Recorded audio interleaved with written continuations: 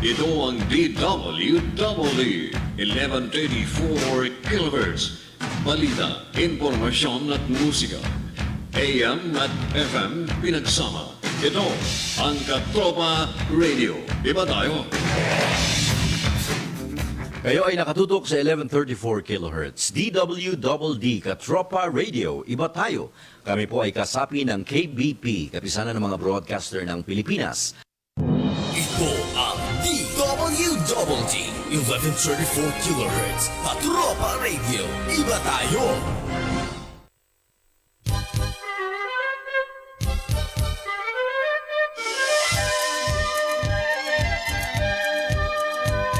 Minsa'y isang aklat lang ang iyong dala. Minsa'y wala naman pero papasok pa. Kahit anong mangyari ay tuloy-tuloy ka lang. Basta't kami mayroong natututunan. Minsan ay kay saya ng iyong pagtuturo.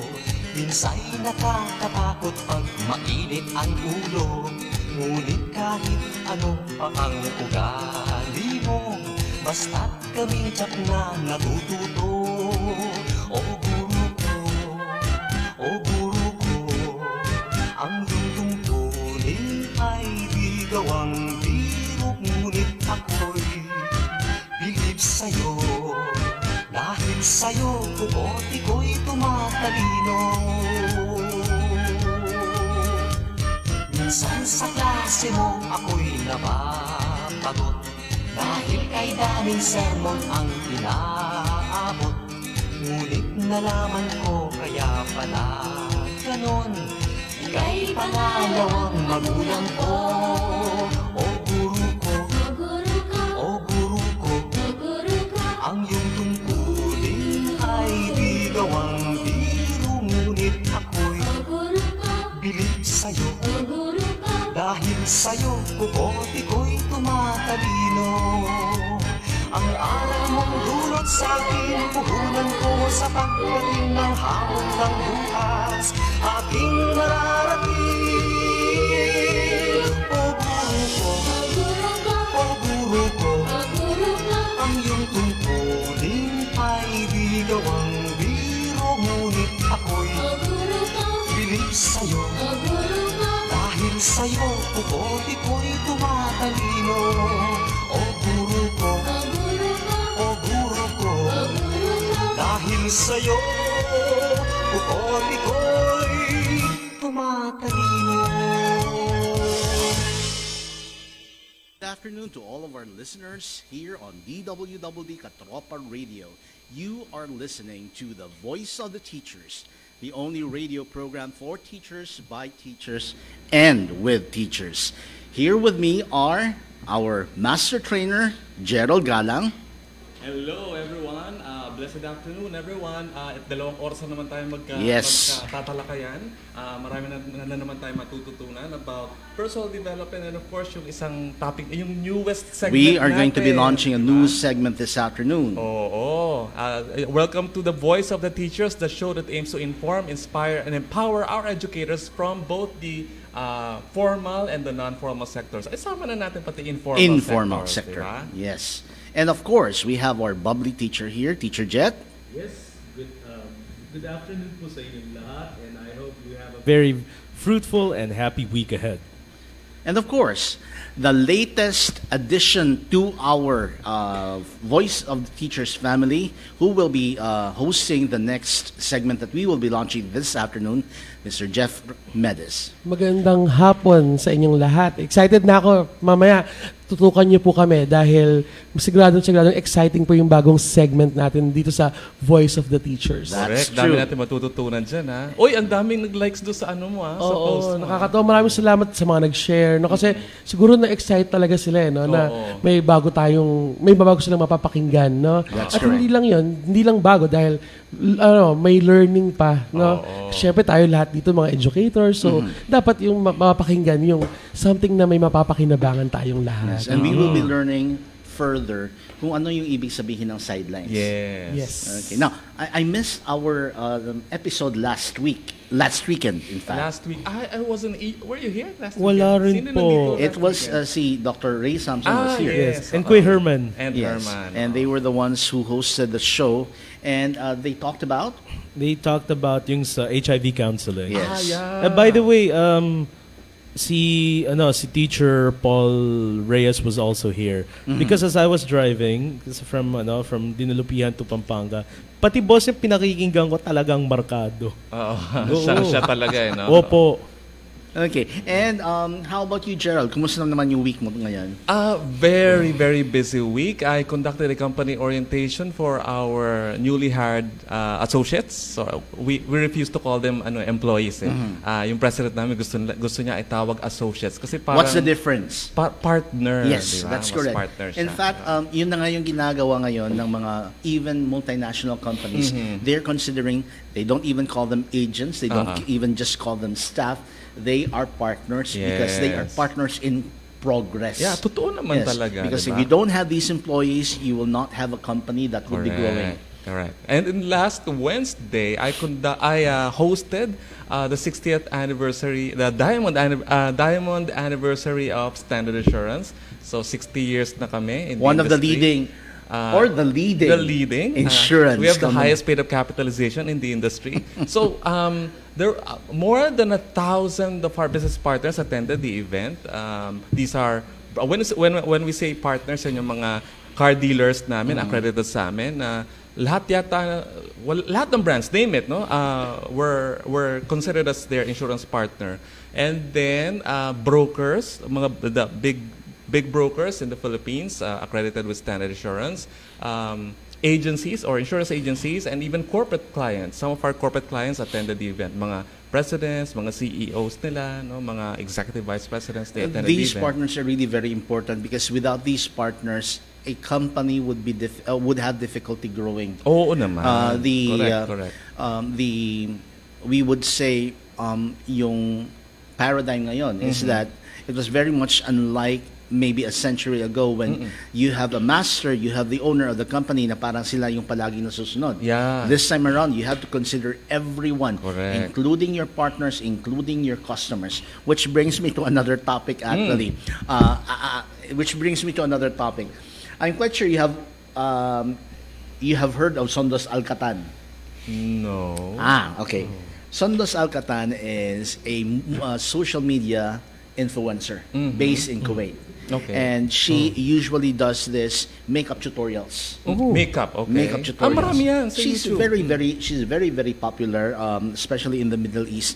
Unfortunately, she made a comment regarding the policy of the Philippines. Okay. Yes, this parang one. nabalita ko Regarding na yan. the Philippines, regarding the new policy which the Philippine government and Kuwait signed, Yes. which requires the employers to surrender the passports of their household helps, Okay. domestic helps to themselves. Kasi this is Iba pala yung nabalitaan ko. this is a development after yung nakita nga nating babae na murder which was placed inside the refrigerator. Demophilis. Very, very unfortunate. So, apparently, this is not the first time na merong nangyayaring ganon.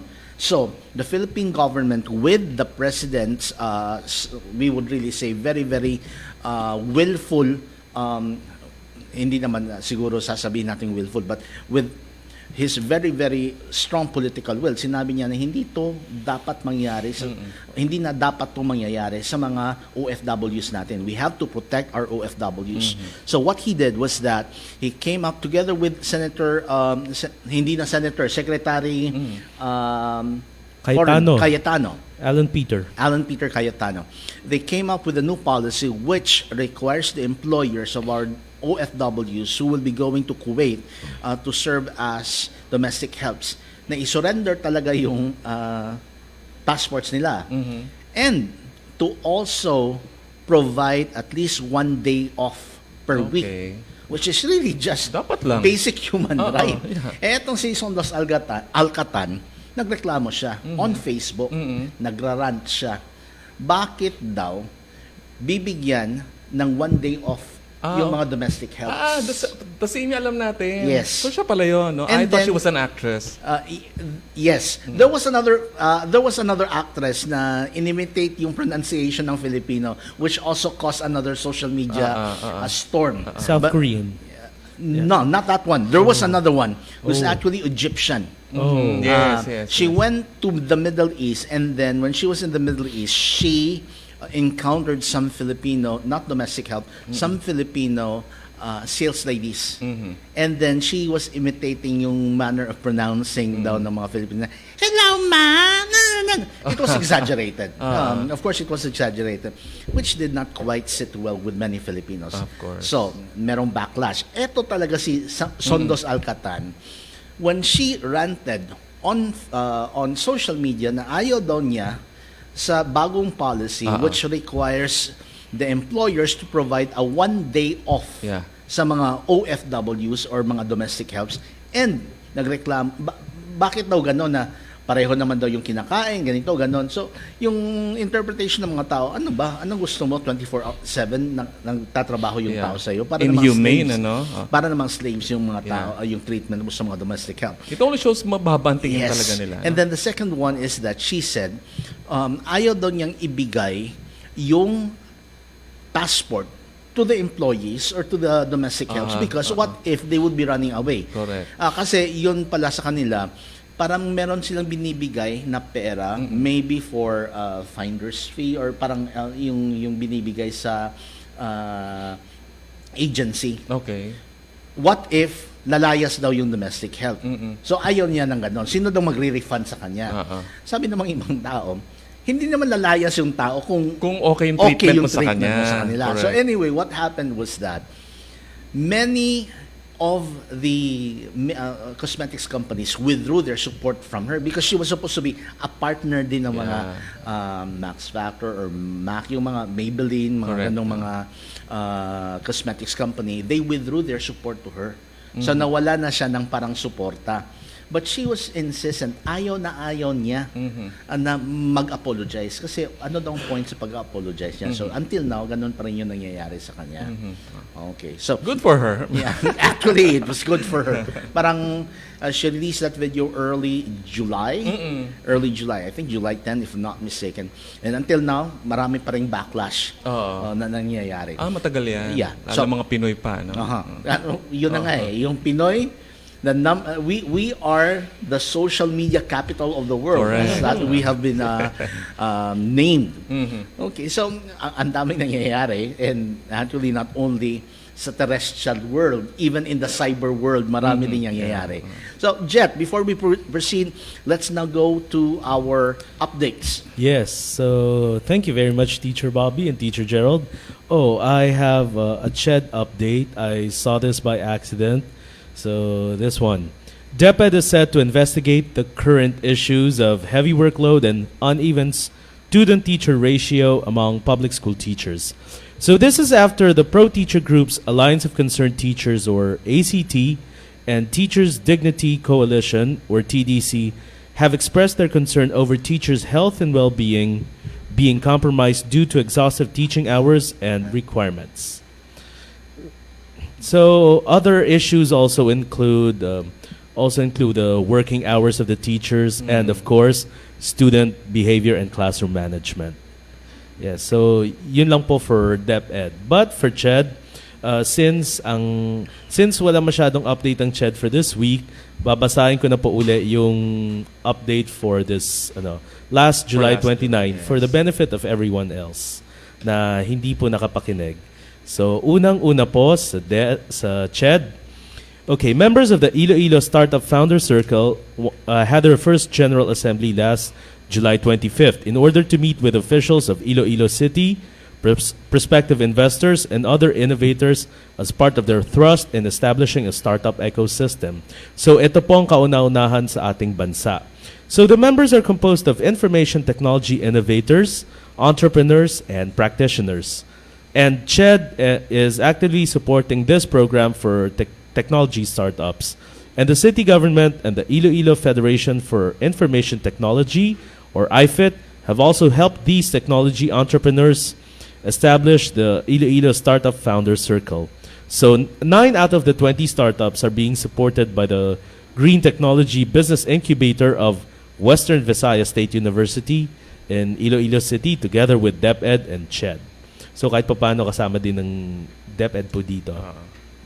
And noong 2 weeks ago din ay nagkaroon ng information caravan sa Universal Access to Quality Tertiary Education Act sa Muntinlupa City. So si CHED OIC Chairperson Dr. Prospero de Vera III reiterated to all participants that the Republic Act would readily benefit indigent tertiary students and their parents due to the subsidy provided by the government for these students to continue their college education without any delays and to eventually let them graduate with a degree without sacrificing their financial and emotional well-being. So that's it, and these updates, including the DepEd, will be posted on our Facebook page, Voice of the Teachers Multimedia.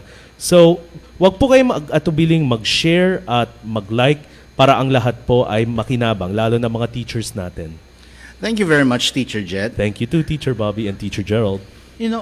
Maraming nagtatanong bakit tayo dito sa Voice of the Teachers andito sa isang station na sa AFP. Now, I think one of the things that people should understand is that teachers have a very, very big role, have a very big role in nation building, in the integrity of the nation. It is one of the duties of the teachers to be able to instill nationalism, patriotism among the younger generation of people. So that's the very reason why you're also fulfilling that role here sa Voice of the Teachers by discussing issues related to teaching and learning, because yung clientele ng mga teachers are the younger generation who will later on become the citizens of our country. And I'm quite sure na yung mga yung lahat ng mga great men natin, they went through these teachers, di ba? Even yung mga officers natin sa AFP.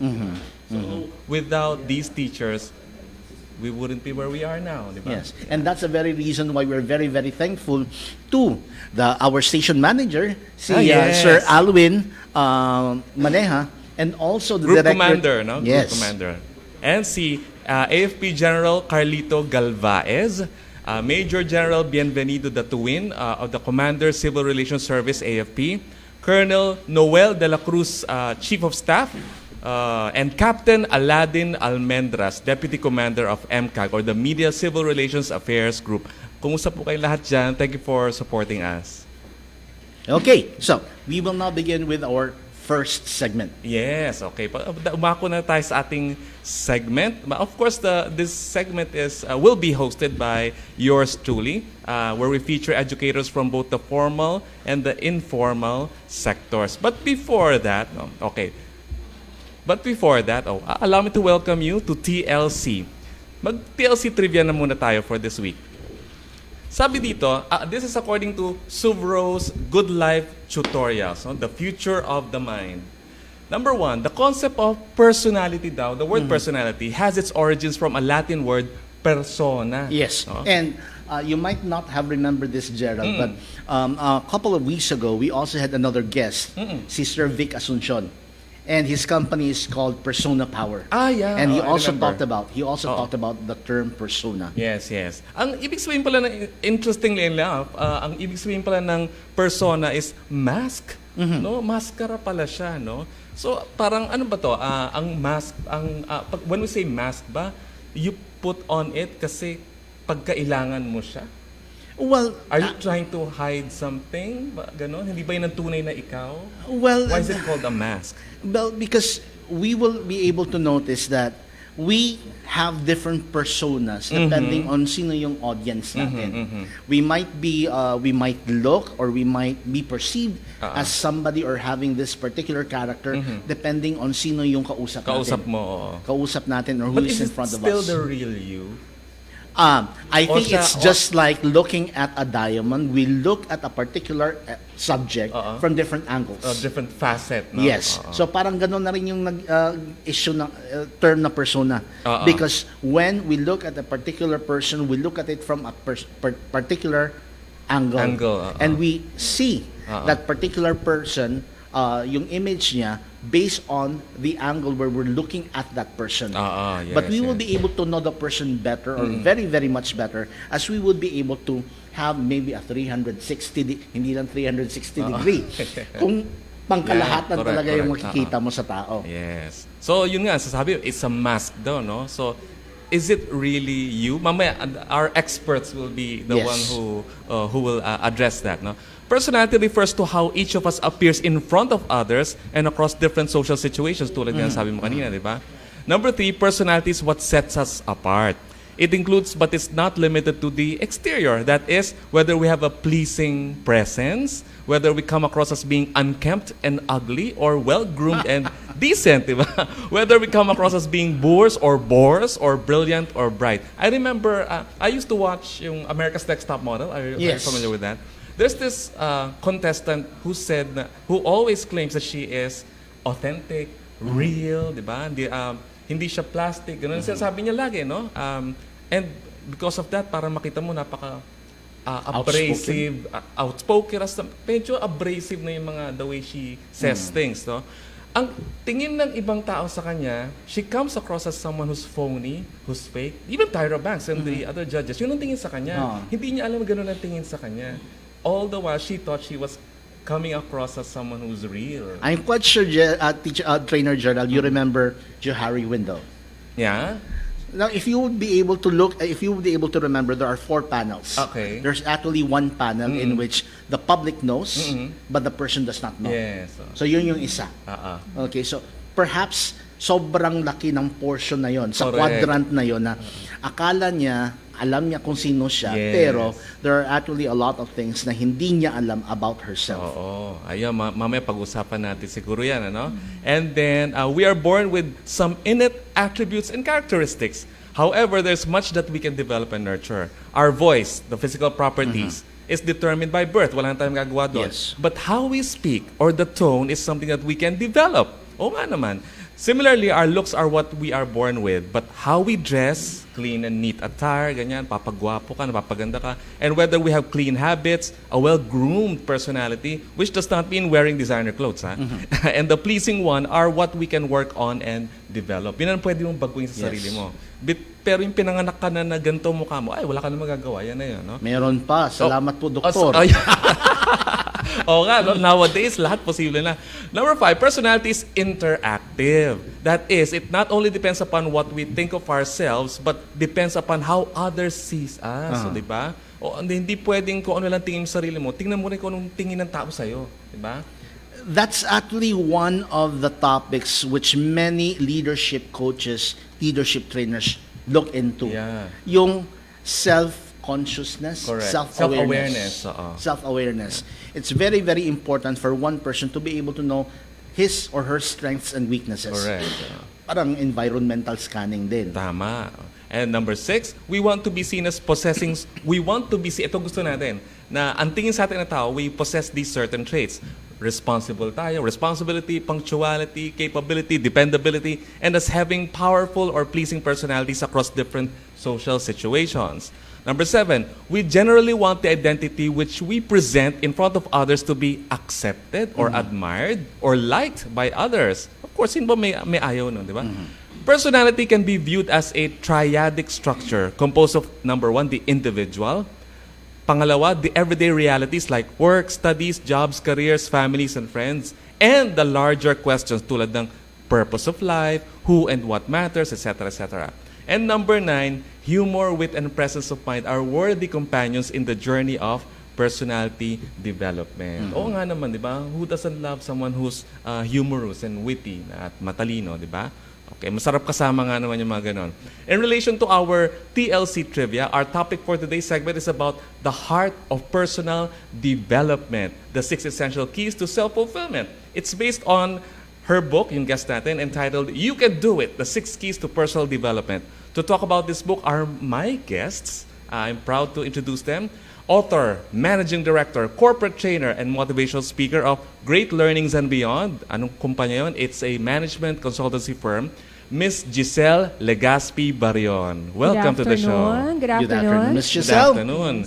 Welcome to the Voice of the Thank you for Teachers. inviting us. Napakaganda, no? She looks like a model. Oh my God, grabe Yeah. naman. You come across as a Salamat. model. Yeah. And of course, with her, the other half, no, her husband, Chief HR and Learning Officer from Great Learnings and Beyond, Mr. Ryan Barion. Good afternoon, and thank you for inviting us this afternoon. Thank you very much for accepting our invitation. Sige, pag-usapan natin yung libro niyo. I'm proud of I really like this book, no? Mukhang madadagdag ko yung mga matututunan ko dito. Sa collection mo. Yeah, sa collection ko. And just sa module ko kasi we have we're conducting this I might get you one of these days, Oh, thank you. Yes. Yeah. I'm conducting a customer service workshop. And part kasi ng customer service workshop is about your personality, di ba? Okay. Ayun, first question ko nga pala, before we talk about your book. Is there a difference between personality development and personal development, or is it one and the same? Personal is more of macro. Macro. When you talk about personal development, ang ganda nga ng pagkaka-research mo kanina. I was listening to you, well-researched si Gerald. Very good. I prepared. You really prepared. I just wanted to delete lang the A kasi sabi personal. Yes, But it's sige. more of the mask. The mask, oo nga. Personal development is more of person-centered. Person-centered intervention. Okay. So the development would focus on the inside out of a person. Inside out. Inside okay. out. Towards what? Towards self-fulfillment. Now, when you talk about personality, on the other hand, it's actually part of personal development. It's part of personal Yes. development. Personality could be yung image, Yeah. the way you project The yourself. way you dress up, Yes. no? Yung mga etiquette, Yung mga dining etiquette, no? correct. Yeah. But personal is more of, it's more than just simply personality because you also talk about self-awareness. It's Okay. getting to know who you are, what your purpose are, your values, your goals. Okay. So, Those- mas malawak yes, siya. mas malawak siya. And I think this is also somehow related to yung self-actualization. If we go to Right. Maslow's hierarchy of needs, Yeah. yung topmost Yes, level. yes, Yes. yes. So, Self-actualization ba? self-actualization. So, for the benefit of our listeners, what do you mean by self-fulfillment? Pag sinabi mo Pag sinabi kasi, self-fulfillment, ano yun? it depends on the definition of the person. Kasi some people would find self-fulfillment as fulfillment in your career. Okay. Pwedeng yung iba naman, fulfillment in terms of family. Okay. Yung iba Yeah. naman fulfillment in terms of achieving their dreams, whatever that could be. That could be Okay. simply traveling lang all over the world or doing their advocacy. Depende kung paano nila i-define ang self-fulfillment. So hindi kailangan lahat ng areas na yon. hindi siya cast in stone. Okay, Oo. okay, okay. O, sige. Which also means, whatever makes you feel fulfilled at heart, that is okay. self-fulfillment. Yung maaring sa work na meet mo na yung mga yung goal mo, pero hindi mo feel na fulfilled ka, Yes. hindi pa rin yun, no? Oo. Hindi pa rin yun talaga. It should touch the heart kasi pag sama self-fulfillment. Oo. I don't know if you can relate this with people na yung sumunod lang sa gusto ng magulang when they took these courses. Exactly. Tapos Oo. naging successful naman sila, pero they're not happy with what they have Right. achieved. With their decisions. Naghahanap pa rin sila talaga nung iba. It's true. Oo. Oo. Bumabalik sila doon sa first love nila talaga. Right. So is that what is it? Yes, What is it? oo. Kasi part ng personal development, yung getting to know yourself eh. Okay. Yung kikilalanin mo kung what is your purpose and what is your dream. Ah, yeah. Meaning, ano ba yung dream mo of a desired future? Correct, That's correct. part of personal development. Sige, pag-usapan natin yung book niyo. Sa No? book, What is the oo. book all about? It's entitled You Can Do It, The 6 Keys to Personal Development. Sige, give us a run-through of the 6 Okay. keys. Yung 6 keys, kung mapapansin mo, it starts with defining your life purpose. Kumbaga, getting to know yourself better. Why do I exist? Ano ba yung gusto kong i-leave na contribution? It starts with the why talaga, It ano? starts with the why, di ba? Everything starts with the why. And then, key number 2 dyan is yung painting your desired future. Ano ba yung gusto ko talaga? Ano ba yung magpapaligaya talaga sa akin in the future? But of course, masyadong malawak yun. Oo. Masyadong, big word. Oh, correct. At saka maraming areas yun, di ba? Exactly.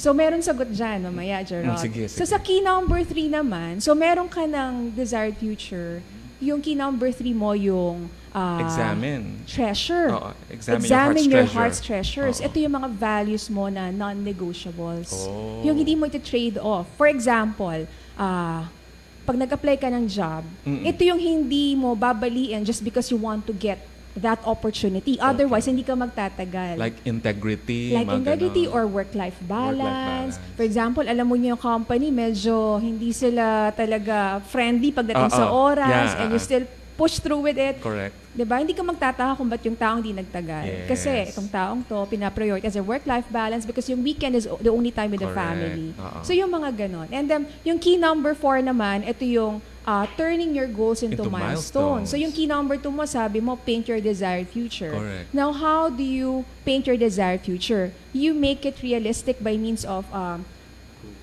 goals, yung bite sizes, di ba? Parang yung allegory ng elephant, di ba? How do you eat the one elephant?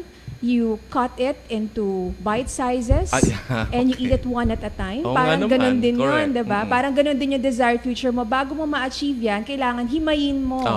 Di ba? Halimbawa, gusto mong magkaroon ng school or let's say for example, gusto mo magkaroon ng malaking business in the future. So, paano ma-achieve yun? Kailangan ngayon pala may mga baby steps ka na. Nag-aaral ka ng mga business courses or you seek for mentors. Correct. Or you read a lot of books, etc., etc. So, yun yung turning goals into milestones. Sana kita mo mahilig ka sa education, mahilig ka sa education. magturo. Oo. Yeah. So, or you build your network as early as now. Yeah, oo. So, that's number 4, no? Tapos punta na tayo sa number 5, yung key number 5. So, tapos ka na sa internal elements. Ito yung pangkalooban mo, yung self-awareness. Punta ka na ngayon dun sa extrinsic, which is the external. Yes. Ito yung external elements. Doon na papasok yung key number 5, yung image.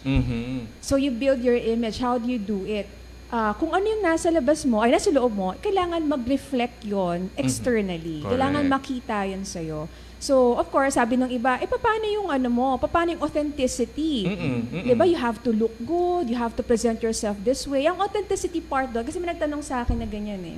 Ang authenticity part doon, papasok doon sa key number 1 to key number 4. Pag kilala mo na yung sarili mo. Okay. Okay, yung panglabas, yung pang key number 5, it's just going to be your alignment. Alignment to the organization where you belong. For example, key number 1 to number 4 mo, alam mong simpleng tao ka lang. Oo, kaya simple ka Mababaw manamit. lang yung pangarap mo talaga. Kung masaya ka na sa mga simpleng bagay sa buhay, nakakatulong sa ibang tao, etc. Yung key number 5 mo, pero nagtatrabaho ka sa isang malaking organization eh. And they're Diba? requiring you to be in requiring corporate you attire. Exactly, to dress the part. Yeah. So you have to project that way pa rin. Okay. You still have to align. Hindi porket ang key number 1 to number 4 mo is different. It doesn't mean to say na pagdating sa key number 5, mag-iiba na anyo mo. nga naman. Mag-dress in jeans ka na or correct. shirt, which is not allowed naman in your company. Yes, diba? yes. And then key number 6 naman would be yung confidence. Build your confidence. You have to dress the part, di ba?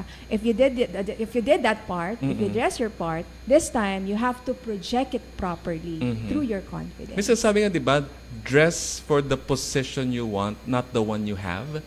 Yes. Di ba? If you want to be bagong employee ka, dress like a man. If you want to be a manager, dress the part, di ba? Dress like a manager. Pero Dapat mag-ingat ka nakikita lang, sa baka mas umpisa pa. maganda pa ang Oo dress nga. mo sa boss mo.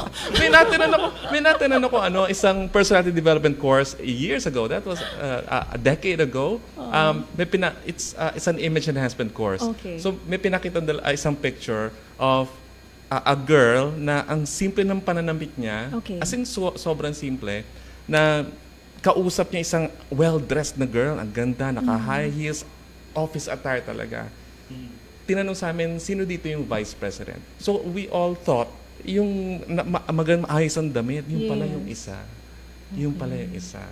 Hindi siya nag-dress nung part niya sa vice president. Maganda pa manamit yung mga tao niya. Parang gano'n.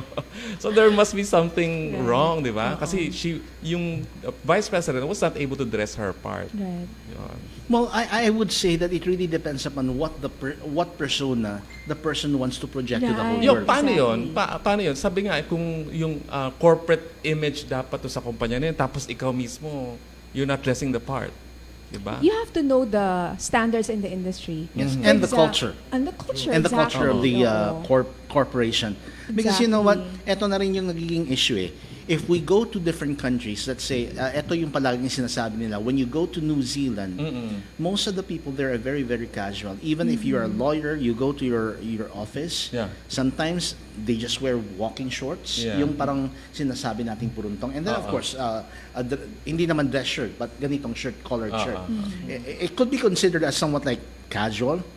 But here in the Philippines, that's not acceptable. No, But to them, it's acceptable. Yeah, depende So, sa culture. Depende Depende sa sa culture. culture. Yeah. And I am just reminded when you were talking about the manner of dressing, there was one interview, if I'm not mistaken, this was an interview of Aimee Marcos way back. This was a profile interview. And she was seen as very visually casual yung pananamit niya. And she was asked by the interviewer, what did you learn from your mother? Especially because your mother has all the time has this image of being very, very prim and proper. Especially parang extravagant yung pananamit, wherever she goes.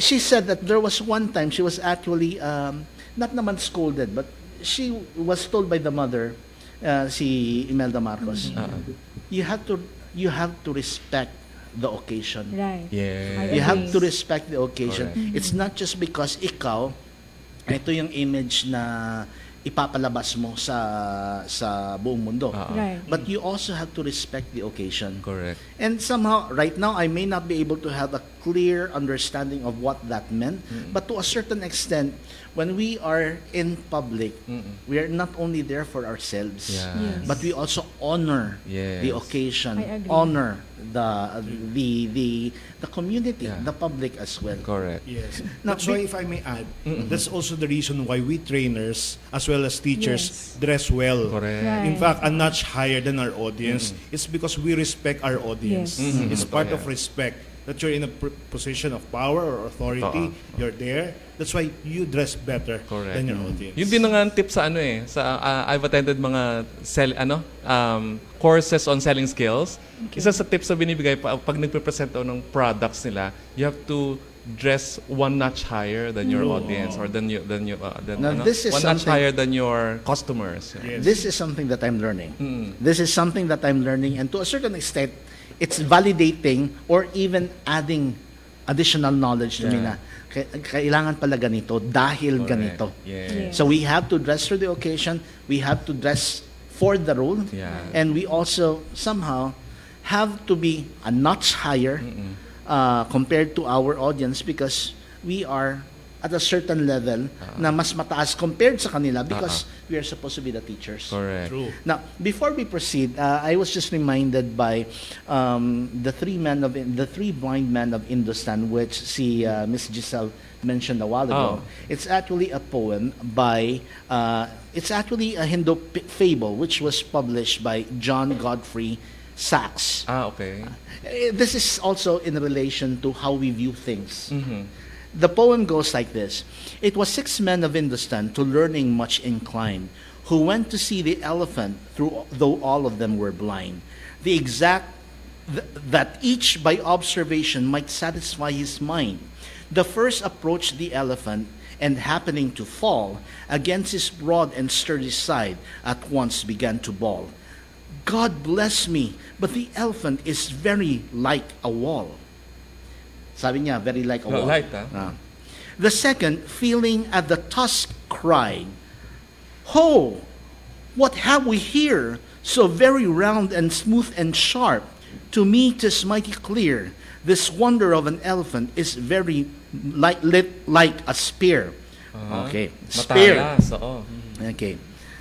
The third approached the animal, and happening to take the squirming trunk within its hand, this boldly and spake, I see, quoth he, the elephant is very like a snake because yung nahawakan niya yung trunk. niya. Okay. Gumagalaw-galaw. Yes. The fourth reached out an eager hand and felt about the knee. What most this wondrous beast is like is mighty plain, quoth he.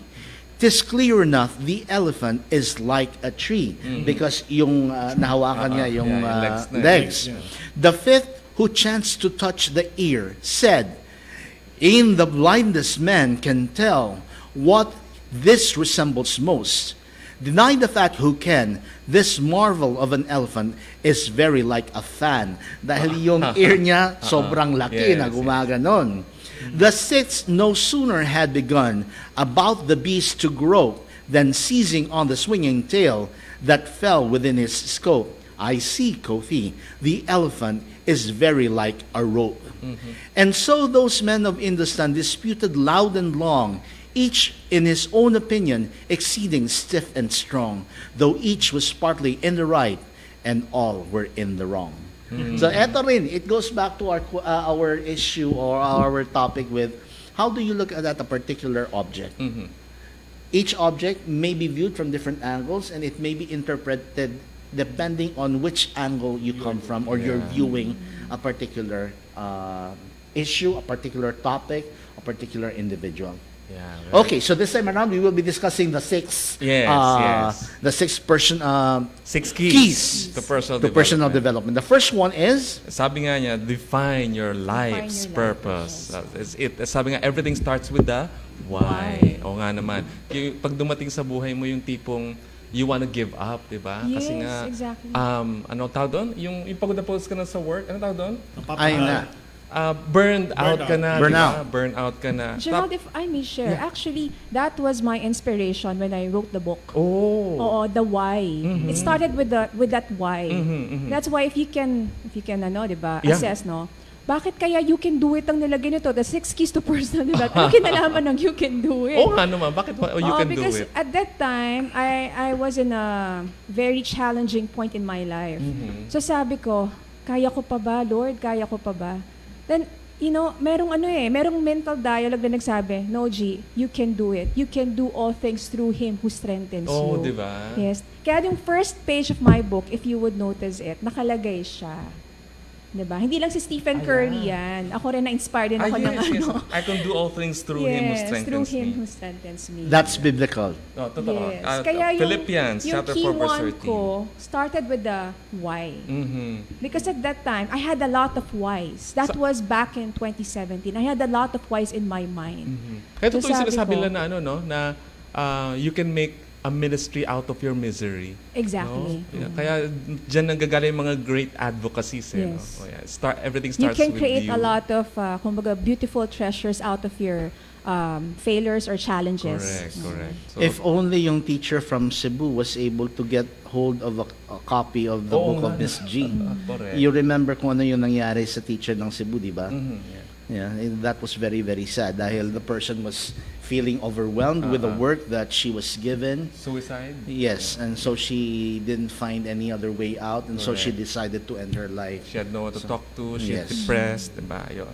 And then, paint your desired future. After mo ma-start yung gusto mong mangyari with why, then start painting a positive future for you. I remember today si Oprah Winfrey, di ba she was molested twice when she was younger, 8 years old, 10 years old. I heard about it now. Yeah, Wow. it did not stop her, di ba? Other women, pag sa kanila nangyari yon, Very para sira na yung buhay nila, challenging, no? Their whole life They stopped dreaming. They stopped dreaming and they all blame it to sa nangyari sa kanila in the past. But Oprah was a different, was made of a different stuff, di ba? Stronger talaga siya.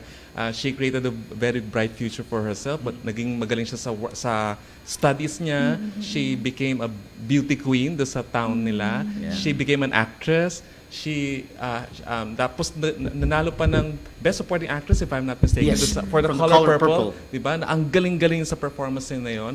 And then she became a talk show host na ang reviews sa kanya back then compared to other talk show hosts, kakaiba yung kanya and more engaging daw, no? Kaya nagugustuhan ng mga tao.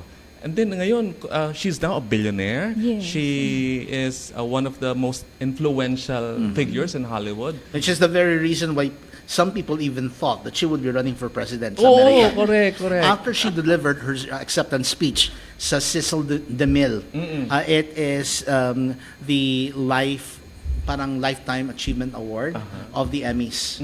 So the Emmys is yung similar to our parang press awards. Okay. PMPC. Parang It's ganun. similar to PMPC, but it's the foreign press in the United States. okay. So she was given the Cecil Cecil DeMille Award. I think last year or this year. And then last year it was Meryl Streep. Oh, okay. But this year, when she delivered her acceptance speech, she actually said na the first time that she watched television with very, very parang eyes na nakatutok doon sa television was when a black person was given the award na Cecil DeMille Award sa Foreign Press. Pero, tapos sabi niya, I was still very, very young during that time. But one of the things that she said, I hope I'll be able to have the same award when I grow up. So parang she was also setting her sights on a particular goal. Si Meryl Streep yan. No, this was Oprah Winfrey. Okay. Oprah Winfrey. And she got what she wanted. Yes. Yung si Meryl Streep naman, iba yung sinabi niya. Yung sinabi niya, she quoted another artist who said, take your broken heart and turn it into heart. Yeah. Turn it into heart. Art. Art. Take your broken heart and turn it into heart. Art. Naalala ko naman, di ba yung mga magaling na mga actresses noon, kung panoorin yung mga lumang movies sila when they were younger, parang hindi masyado magaling, no?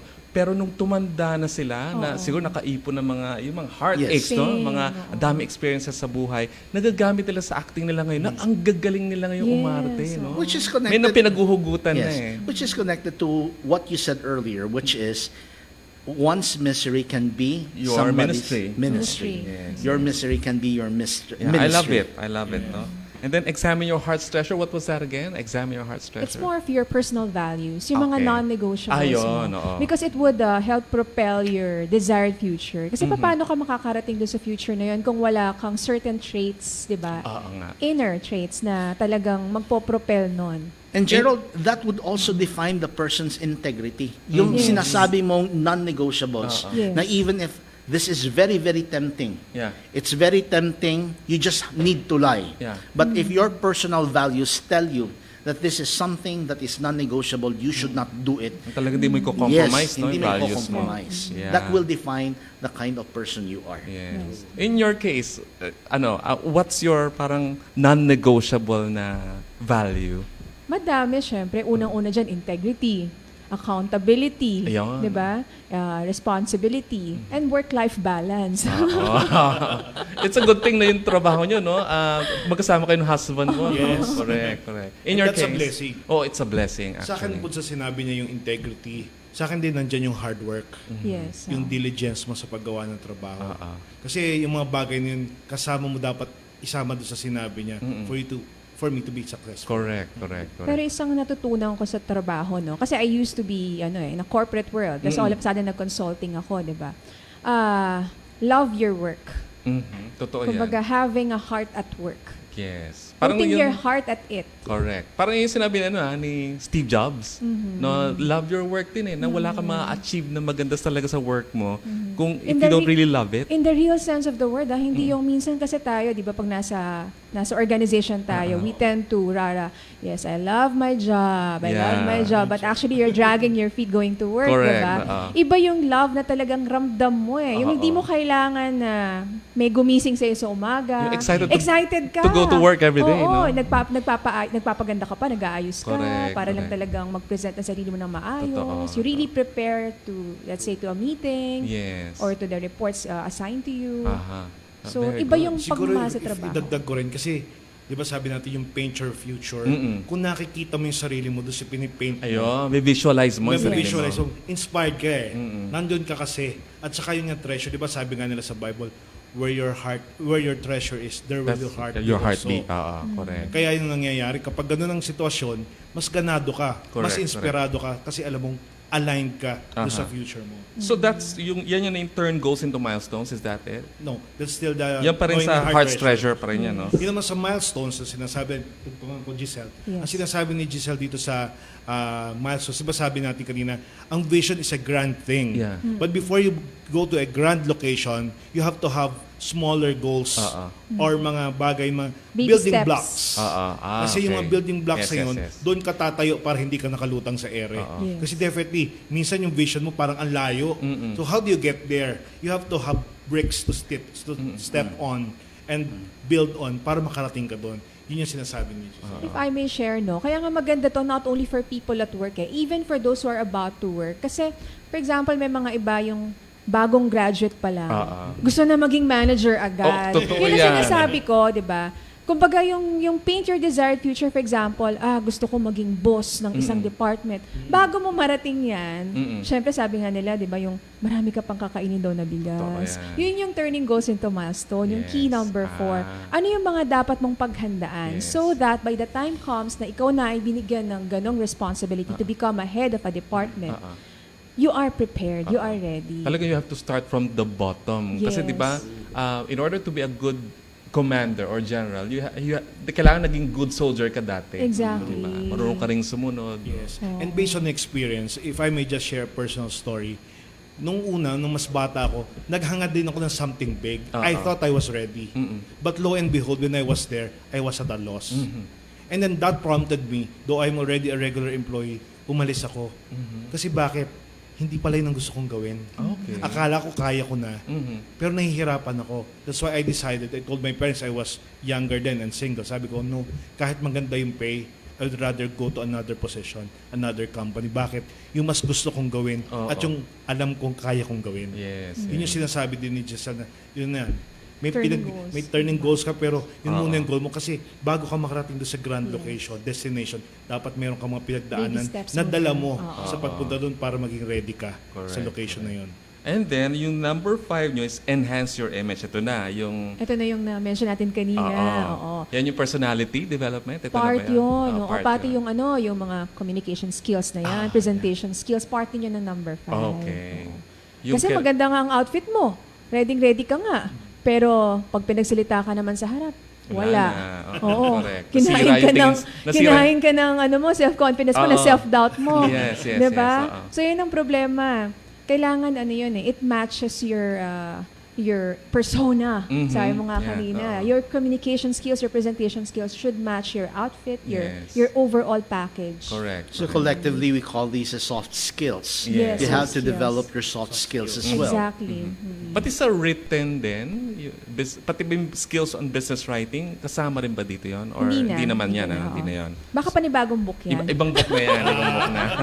Kasi minsan masisira ang image ng tao sa the way he writes din Yes, di ba? The way he speaks, the way he writes, di ba? I just, what I've done is just the fundamentals. Fundamentals, muna. yes. And But you know what, Gerald? That can also be considered as personal development. Yes, part If of this that. is something that you would like to do, you equip yourself with additional skills which Correct. will help you in the job, which is Yeah. still a part of, we would say, soft skills mo. Because when we say soft skills vis-a-vis hard skills, yung hard skills mo are really the technical skills Right. related to your job, but the soft skills are the skills that you have which will help you, Correct. which will facilitate your conduct or the performance of your job. Right. Business writing would definitely help you. Business communication will help you. Yes. So, ganon. Ano ba yung image na gusto mo? And including Correct. personality development trainings Yes. can help you in the development of this personal aspects. Yeah. And if I may add also, most of the organizations think of a bigger picture. They think of organization development, etc. But being organization development persons, consultants, nakita rin namin, dapat yung personal development may sariling focus. And dapat itong personal development, hindi mo iaasa sa employer mo. Okay. Kaya nga personal yan, you have to take charge of your personal Responsibility. development. Which brings me again, Gerald, to yung bagong, I'm quite sure si Jet would be able to know this one. Sa yung CPD points na pinagdidiscussen natin, which is the continuing professional development points, which is required sa DepEd and the PRC. para continual improvement. Yung continual, meron tayong tinatawag na personal directed learning. Individually direct, parang ganon. Individual directed learning. So parang it's the individual that directs kung saan siya pupunta, anong gusto niyang i-develop. That's the personal that's the person's decision kung ano yung gusto niyang puntahan and not dictated anymore by yung employers or by the company. Yes, and also dahil tayo bilang may kanya-kanya din tayong learning preferences Yes. and sariling choices. Kasi iba-iba, 'di ba? Sabi nga nila may multiple intelligences. Meron tayong mga inclinations na doon natin mas gusto ma-develop. And being adult learners ourselves, tayo na may control doon eh. Hindi na tayo dinidiktahan ng iba. Itong kunin mo. Unlike when we were younger, wala tayong choice. Kailangan mo pag-aralin lahat ng subject na yun kasi hindi ka papasa. Pero ngayong professional ka na, meron ka na rin choice ano yung kukunin mo. Kaya you find people, corporate world, pero chef on the side. Oo nga. Yes. Merong photographer on the side. Though they're also successful bankers. Ganyan. Yeah, totoo yan. No? Kasi mga interest nila. At yung something that kicks them, ika nga.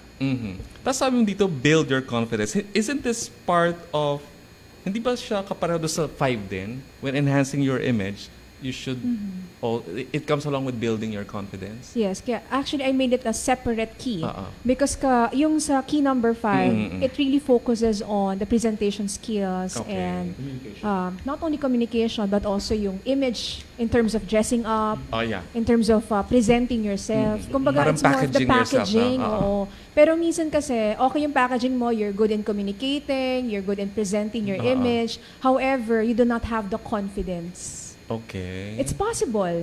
Magaling magsalita. 'Di ba? Matalino siya eh. When you talk to the person one-on-one, kaya niya. 'Di ba? Pero pag pinagsalita mo siya in a meeting, maraming tao, or let's say for example, you ask something medyo difficult, medyo challenging, nararatel na. 'Di ba? Yun yung sinasabi at kaya kailangan ng building your confidence pa rin. Okay. At saka dagdagan ko yung sinabi ni Giselle, yan yung reason na ang payungan namin, lalo na sa mga young professionals, take over every opportunity to practice. Sabi nga nila, di ba? Halimbawa, mahiyain ka, ayaw mo humarap sa tao. Pag binigyan ka ng task, say to present to a small group, kunin mo. Huwag kang tatanggi. Agree ako din. Kasi ang ano dyan, akala mo additional trabaho, pero actually, learning yun. Kasi sabi nga nila, di ba? I think it was Thomas Edison who said, opportunities are missed by most people because they come dressed in coveralls and look like work. They look like Pero work. actually, yun yung magtitrain sa'yo. Like ako, halimbawa, personal experience. When I was very, much younger, probably 21, ako, ang first job ko kasi, faculty member din ako sa UST. That was my first job. But when I entered the corporate world, training assistant, so back to square one ulit ako. Ano nangyari? Alam mo, during the time, ibang-iba pala yung approach from ikaw ay faculty member to ikaw ay training assistant. Dahil mangyayari, facilitating ang gagawin mo. Ang bottom line na nangyari, natakot ulit ako, kinabahan ulit ako. Humarap sa tao kasi bakit? Mas mataas ang pwesto sa akin. Environment. Correct, iba Pero environment. buti na lang, in a way, matigas ang ulo ko. Kasi bakit? Kasi despite yung sinasabing wag, hindi, sumigi ako. Kinuha ko yung mga opportunity kahit yung pagsisimula lang ng orientation, sinasabi mo kanina, di ba? Minsan doon magsisimula, small portion, small module sa orientation. Minsan, start ka sa pagpapakilala, and then, unti-unti, nabibigyan ka ng modules hanggang sa buong program na I took all those opportunities to learn. And that brought me to where I am now. I can totally relate to him, no, to what he said. Kasi nung I was that time when I was being interviewed by yung boss ko dati, tanggap na ako eh. Sa last question na lang. Ano daw yung sa lahat ng job responsibilities of a trainer, ano doon yung weakest ko daw? Sabi ko hosting. Kasi pangit yung resulta ng hosting ko doon sa nakarako kumpanya. As in, hindi ko talaga gusto. Sa standards ko, bagsak talaga. So sabi ko, hosting. Alam mo ginawa sa akin? Tuwing may event, ako yung nilalagay niya. Ako sinasala yung host. Co-host mo na noong umpisa. Tapos nakita niyang kaya ko na, iniiwan na niya ako. And then, ngayon na fully developed ko na siya, lagi ako yung resident host na ngayon dito sa company namin, sa Standard Insurance. Kahit malaki o maliit na event, tas even in my personal life, I host weddings, diba? Pinagkakitaan mo na siya, mga debuts, yung mga ganun. Na kung hindi ginawa sa akin ng boss ko yon, hindi nangyari yon, I wouldn't be where I am now. No? Ganda na experience ko rin mismo. Na nung una, aminin ko, naiinis ako.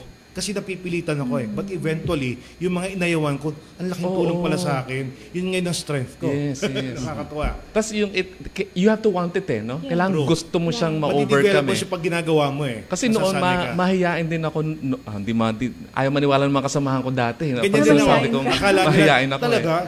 Sabi ko, sa previous life ko, mahihain talaga. Hindi mo papaharap, lalo na pag puno ng tao. Yung hindi mo mapapaharap. Paano mo na din? Kasi kinuha ko yung lahat ng opportunities na binigay sa akin. Yes. And that developed me to what I am now. Yeah. Kailangan gustuhin mo rin siya, di ba? Hindi pwedeng gusto ko Napilitan ma-overcome. lang. O hindi pwedeng Oo. napilitan lang. Kailangan gusto ko siya talaga ma-overcome. Sobrang mahihain ako noon.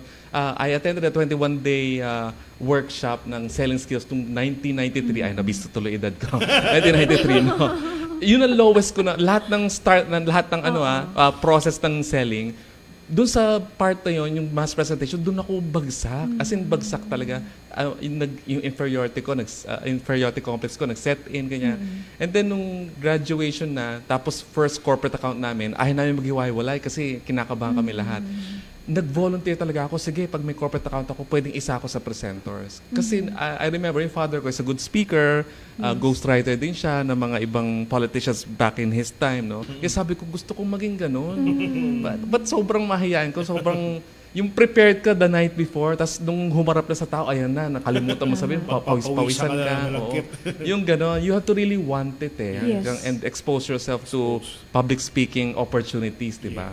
And siguro, makaka-relate ka rin sa kwento ko na minsan nararamdaman, actually hindi minsan malimit, may butterfly sa stomach Yan, mo. Sabi ko nga kay Giselle, yun ang indicator ko pag magsasalita ako. Kailangan may butterflies ako sa stomach. Totoo Kasi yan. pag nawala yun, ibig sabihin, complacent na ako. Naging overconfident ka na. Habang mayroong butterfly sa stomach ko, alam ko, You'll be able to do a good job. Yes. And if I may add, tama yung sinabi nyo, take every opportunity to present yourself or to improve yourself more. So pag halimbawa, nagtanong kung sino pwede sa ganito, sa ganyan sa office, raise your hand, di ba? Mag-volunteer ka. Pero paano pag ando doon ka na? Yun ang tanong. O sige, nag-present na ako. Ako mag-conduct ng training or ako mag-hosting. Ito na. Kung minsan nagkakaroon na ng dumarating na yung uncertainty and self-doubt kapag ando doon ka na sa stage or kailangan mo na mag-perform. So paano ngayon yan? Yun yung key number 6 on building your confidence. So isa sa mga siguro gusto ko lang din iwan doon sa mga listeners natin, yung pag nangyari yon, always remember your objective. Why are you doing it? Babalik sa number 1, ano? Oo, babalik ka sa number 1 eh. Why are you doing it? Kasi pag inisip mo palagi yung sinasabi or iniisip ng ibang tao sa'yo, yung negative label sa'yo, hindi ka makakaalis doon eh. You will become that label. And the challenge for you is to step out of that label and prove to them that you did good or you can do it better. Tsaka iba kasi kaya hindi nag-step up na ganyan. Natatakot sila to make mistakes. Yes. Dapat huwag kang matakot sa mistakes or sa failures. Kasama sa proseso talaga yan. Yun. Sabi nga ng boss ko dati, habang andito ka sa loob, don't be afraid to commit mistakes. Laboratory to eh. Correct. Ang masama pag andong ka gagawa ng mistake. What's your inspiration for writing this book ba? That was back in 2017. I had a very challenging situation at that time. And then sabi ko, parang kaya ko pa ba to, Lord? Okay, kaya ko pa ba? Parang hindi ko na ata kaya eh. Minsan dumarating pala tayo sa ganung point ng buhay natin, no? And then, I became so engrossed with Bible, mga reading passages from the Bible, as well as yung Purpose-Driven Life by Rick Warren. That's nice. Nabasa ko siya cover to cover ng book. Tapos sabi ko, I wanted to write something which is somewhat similar to this book na purpose-driven, pero hindi kasing lengthy. Kasi yung book na yon, it took me like a month or more to finish it. 40 days. Oo, kasi sabi ko, gusto ko matapos talaga. Pero hindi ko kayang tapusin ng diretso ng isang linggo. Talagang I have to allot, kumbaga, 1 chapter a day or minsan isang chapter 2 days. Yun yung requirement niya sa purpose-driven life. Ang hirap eh. So, ang sabi ko, gusto kong mag-create ng book na similar to this, pero hindi ganun katagal gawin. Hindi ganun katagal basahin. Okay. Sige. If you will see the book, ano yan eh, very useful even for teachers. In fact, natuwa nga, even nga yung priest ko sa isa namin nakausap, tuwan-tuwa kahit daw sa pari pwede. Kasi alam mo yung book, hindi mo natatanong, it starts, each chapter, each key starts with a story. After nun, there's a lesson. Then after that, there's an activity for you to practice. Okay. So parang dahil trainer tayo, parang modular. Correct. Para mangyayari. May application. Yes. Diba sabi nga natin sa training, lang. it starts with the head, but it should go down to the heart. But it should be translated by the hand. Your skills. Yan yun. That's why ang approach siya ganun. Starts with something in the heart, in head muna. Theoretical. Yes. Theoretical, then effective. Then saka yung Practical. sinasabing, practical. Yun yung approach ng book. Kaya matutuwa ka. And it applies even to, sabi nga ni Giselle, not only to young professionals, but also to business owners. Yes. Kasi as leaders, we have to also be aware of this so that we can lead our people better. Yes. HR people, pwede rin Pwede rin sa HR people, Tama. those involved in HR, training. very In good. terms of Yes. aligning the people development programs Correct. for the company. Kasi kung minsan, ako personally, di ba, I'm an OD person, pero minsan meron tayong tendency na maging sobrang macro Parang ano ba yung mga plans and programs natin dapat next year? Okay, let's plan it. Ano ba yung mga team building initiatives? Pero kung minsan yung mga individual needs, yung person-centered, Correct. nakakaligtaan. Kasi minsan wala tayong budget, Yes. ganyan. So hindi nakikita yung mga iba't ibang kailangan ng bawat tao. Yan And yung yung nabanggit. Yes, self-awareness part. Correct. Minsan nakakalimutan i-check. Baka kailangan ng self-reflection ng mga Yes. tao O natin. introspection, no? So that they can align better to the organization. Tas- Then makita nila, ano ba yung meron sila? Ano ba yung purpose nila? Ano ba yung gusto nila talagang dreams? And how can they align that? How can they weave it to that of the company? Kung ano yung goal ng company, how do you meet in between? Correct. Diba? Para hindi mawala yung tao, yung mga talents. Yeah, very good. How can people avail of your services? You're running a management and consultancy firm, right? Yes. The Great Unahin ko Learnings muna and yung Beyond. sa book. Okay. Sa book muna. Yung book na You Can Do It, The 6 Keys to Personal Development, is available at all St. Paul branches. St. Paul. Sa lahat po ng branches ng Sa St. Paul Luzon dito sa branches. Luzon, Okay. saka sa Cebu at saka Cagayan de Oro. Ah. And on top of that, available din po siya through our publisher, which is Central Central Books. Books. So lahat po ng Central branches Books. nila nationwide and through their Central Books Online. online facility. Okay. So So anywhere when in the you order world, online? pwede They have po. online And it facility. can be delivered to your doorstep. Very good. And then yung other sa business naman, Yung Great Learnings and Beyond. Oh, yeah. We provide organization development, human resources, and training and development programs. Nice. Oo. So for human resources, for example, nag-design kami ng mga strategies, mga policies and procedures for different facets of human resources. Oh. Nagpo-provide din kami ng mga consultations, like we do design org climate survey, or meron din kami mga training and development programs. We customize it depending on that's the needs nice. of the company. Okay. And we also provide mga post-training assessment or post-impact survey as part of the training and development yes. Training services. evaluation. Yes. and we also help organizations like one of our clients, ang kulang naman niya is succession planning.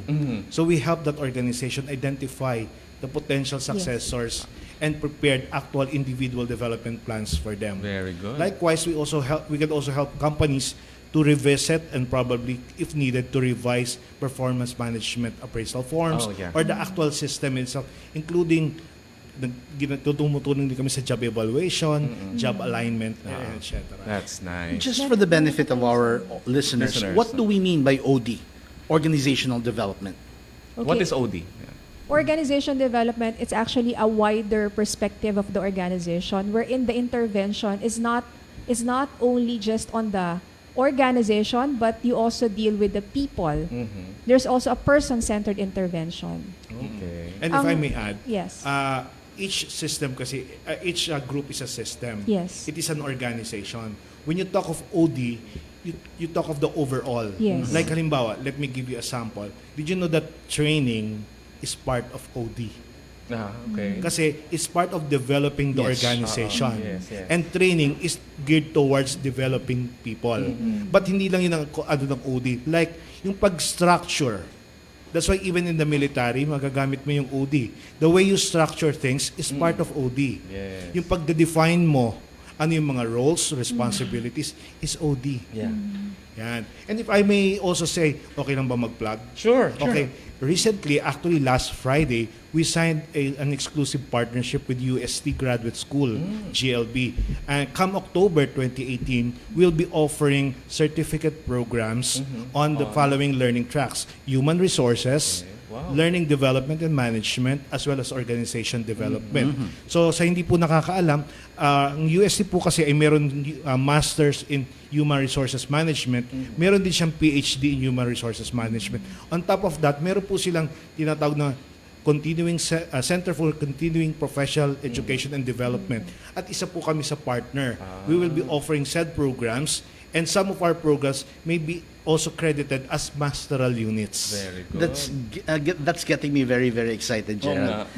Because right now, the universities that offer these trainings are Ateneo, of course, and also De La Salle. Yes. Specifically, Yung space. sa CSB. Yung mga trainings for kagaya ng training mo. Yeah, they used to call it training and development, training, development and management. Yes. Dati, ha? TDM. Ngayon, workplace learning na Yes, yata siya. workplace learning na siya. So, I kept on looking at UST's website kung meron ba sila mga certificate courses. There are some, but not so much on yung organization development and human resources. Doon sa space meron? May organization Yes, development. that's the very reason why sabi ko right now, ang merong mga courses, mga certificate courses are De La Salle, CSB, and also Yes. Ateneo.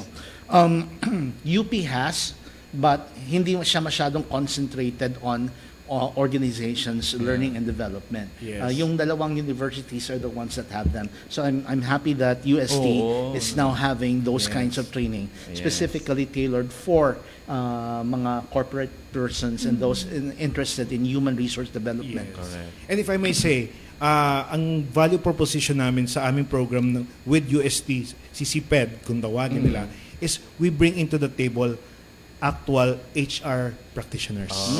Talagang yun ang target. Talagang practitioners yung magtuturo. Yes. So apart from the theoretical, mag-share at magkakaroon ng discussion and even activities on actual work experience. Kasi minsan, ako, anak din ako ng teacher. We're a family of teachers. Pero palagi, pag kami nag-uusap palagi ng mami ko, department head siya nung mag-retire siya, MT3 naman yung auntie ko, palagi na, ano bang kinaibahan ng ginagawa nyo sa corporate world? Meron ba kayo talagang tinuturuan? Di ba ginawa na namin yun as teacher? Sabi ko, Ma, Ninang, nagawa niyo na po yun sa inyo. Pero pagdating po sa corporate world, continuous po yung learning, hindi mo papabayaan. Yun naman po, kami po ang teacher sa corporate world. And nakakatuwa, kasi yung kinukuha nga natin dito sa program with USC, sabi ko nga, those are actual HR experience.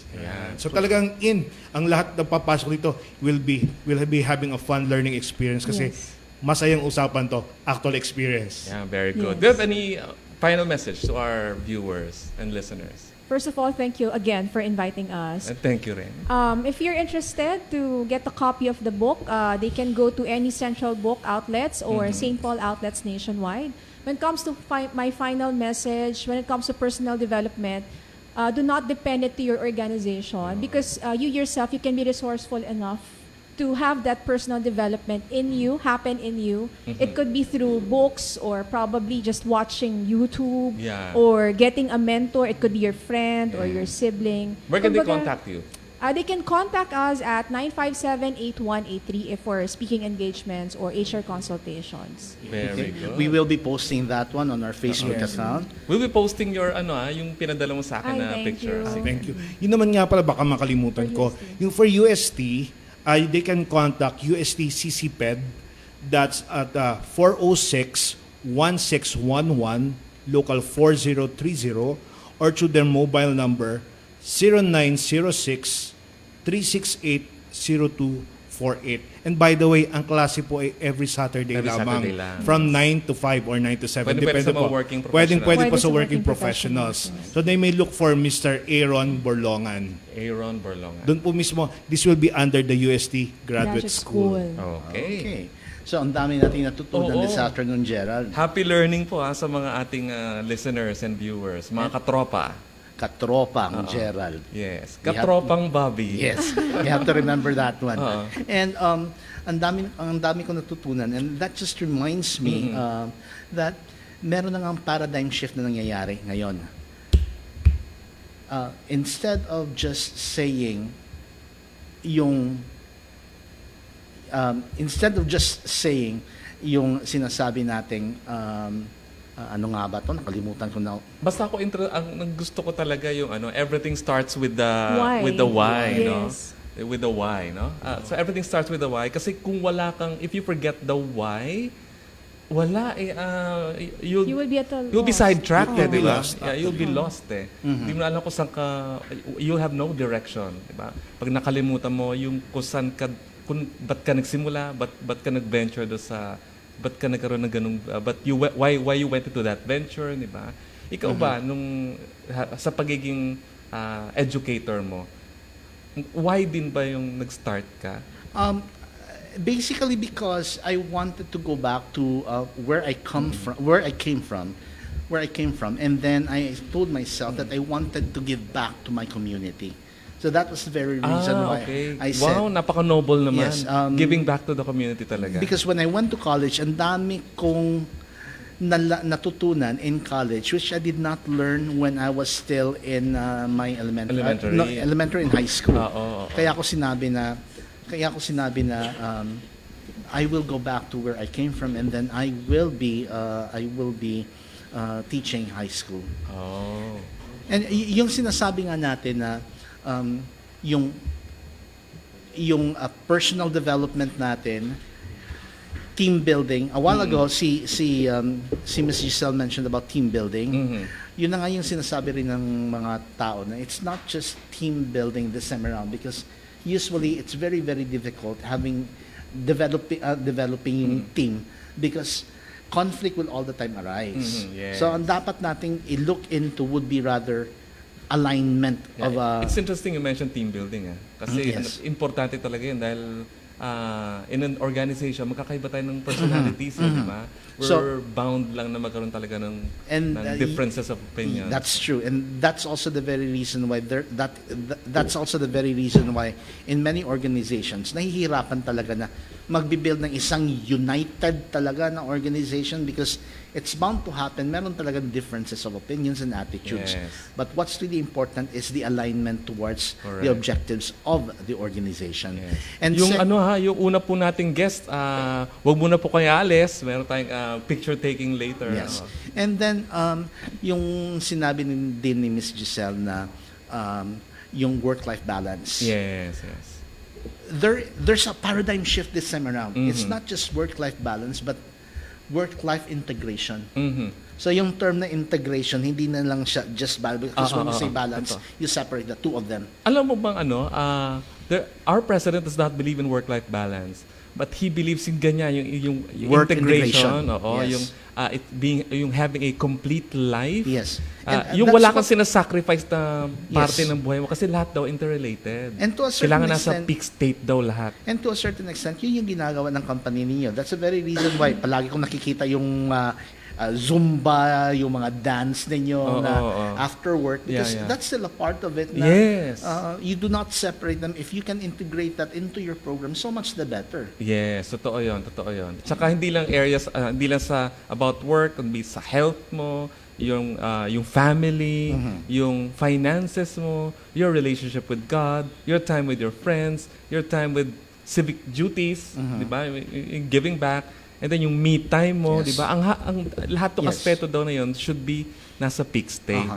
In order for you to have a complete life nga daw. And talking about finances, Gerald, eto na. Yan. We're introducing a new segment to our program, The Voice of the Teachers, because eto na nga yung palagi natin sinasabi na yung teachers palagi nangangailangan ng pera for I think everybody. Napaka-noble ng profession, ang hirap ng trabaho nila. That is true for everyone. That is true for everyone. But this time around, we also make sure that when teachers would be looking for additional sources of income, they do not sacrifice the quality of their services to their student. And so this segment aims to discuss opportunities and possibilities for which teachers may still be able to earn satisfactorily, gain financial independence and comfort, but at the same time carrying out their professions. Saka walang compromise, diba? Walang compromise. Di katulad nung unang panahon, nagkaroon ng negative image ng teachers tungkol sa ganyan. Palaging sinasabi, nagbebenta ng tosino.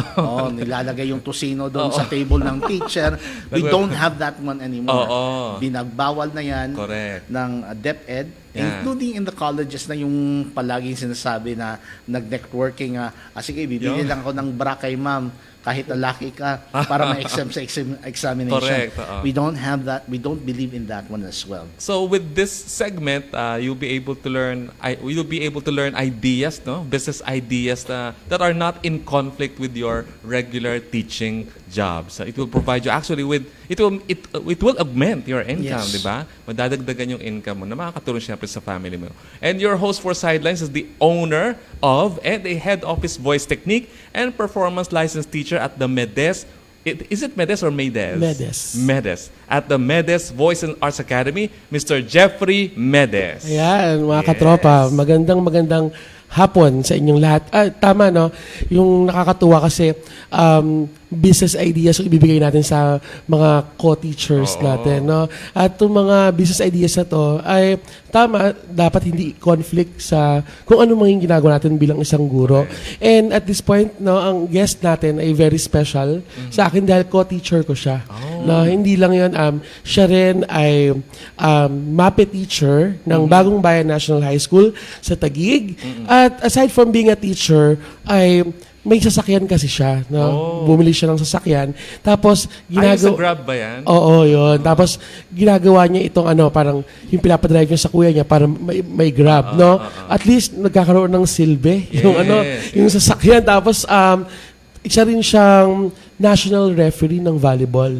Diba? So, ang dami niyang sideline talaga. At mamaya mag-host pa siya ng wedding pagkatapos ng program natin. Daming Tapos, talent, ha? siya din ay events director. Actually, dun kami nagkaroon ng magandang pagsasama dahil siya yung nag-overall director ng isa sa mga events sa Taguig, no? Tapos, ako naman yung musical director. Pero siya yung overall in charge. So, pakilala ko na sa inyo. Ang dami ko na nasabi. Ang aking kaibigan, mga katropa, si Sir John Ray Amano. Hello, magandang hapon. Welcome. Good afternoon. Welcome Good to the afternoon, show. Teacher Bob and Teacher Gerald. Yes. You look younger in person. Sabi ko nga sa'yo kanina. Mas I'm bata ka sa only picture. 26 years old. Oh, yan. Very young, ano? Pero napaka-productive ng buhay, ano? Actually, I am a graduate of business education. It's just that when I came to public school, I was given an assignment in MAPE. So, since medyo love ko rin ng sports and events, music and arts, so, nag-aral ulit ako ng MAPE major. So yun, medyo naghalo.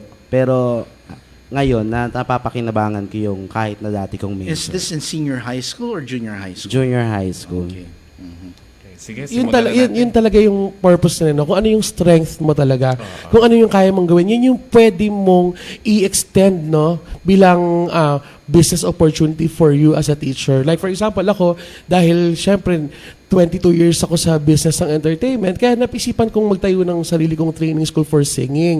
No, si Sir naman, dahil graduate pala siya ng business ed, so ang dami niya nang pinasok talaga na business. No, pero very productive. Umaga pa lang hanggang hapon, nasa school siya. No? Paano mo ba sinimulan, Sir, na maisipan na magkaroon ng extra income for yourself? Actually, as business education major, one of the tawag dito, objective o yung aming view sa mga bagay-bagay in the world of business, you should not work for money.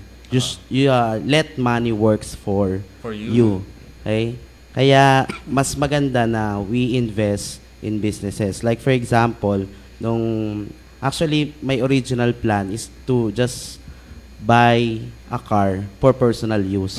Pero medyo hindi siya practical and appropriate sa area kasi medyo traffic at mahal yung gasolina. So I just decided nung nakita ko yung Grab and Uber, actually Uber pa nun dati, nung nawala si Uber tsaka ko Grab.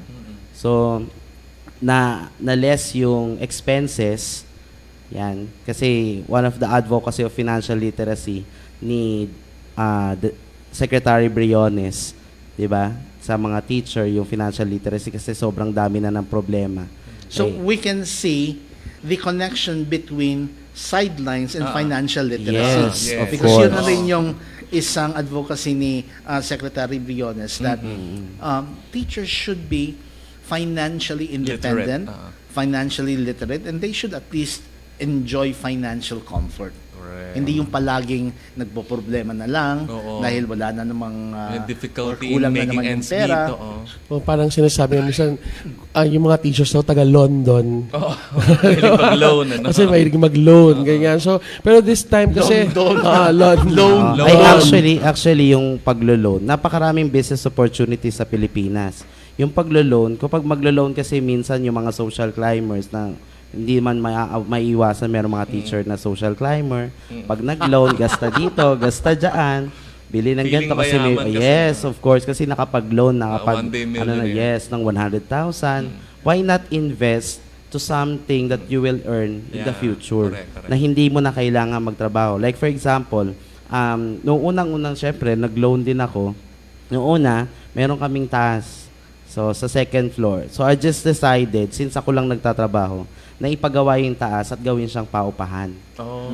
Yan. So, kahit di ako magtrabaho, meron akong income para ipang-suporta dun sa family ko. Nice. Ang daming tayong opportunities no, na naririnig ngayon.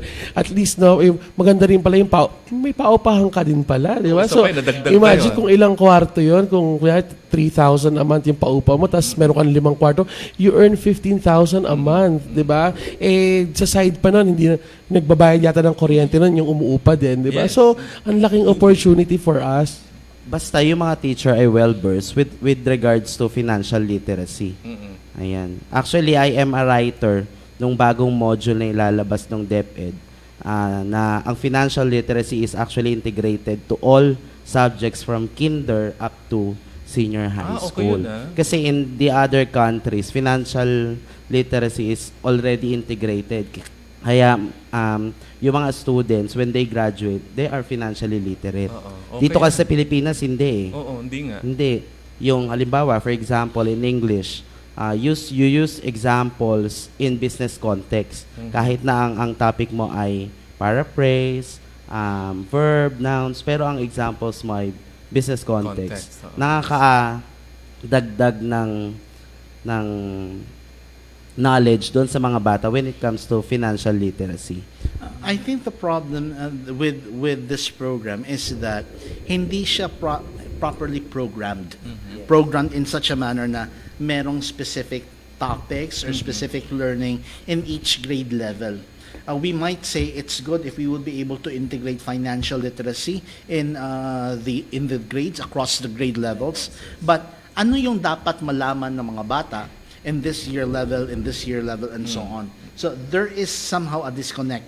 I don't know right now if meron bang ginawang discussion na dapat when you say i-integrate siya sa different subjects, across the subjects, ang financial literacy. But are there really specific targets or objectives na ina-assign in each grade level so that by the time that they graduate from basic education, naintindihan or equip talaga ang mga bata with financial literacy?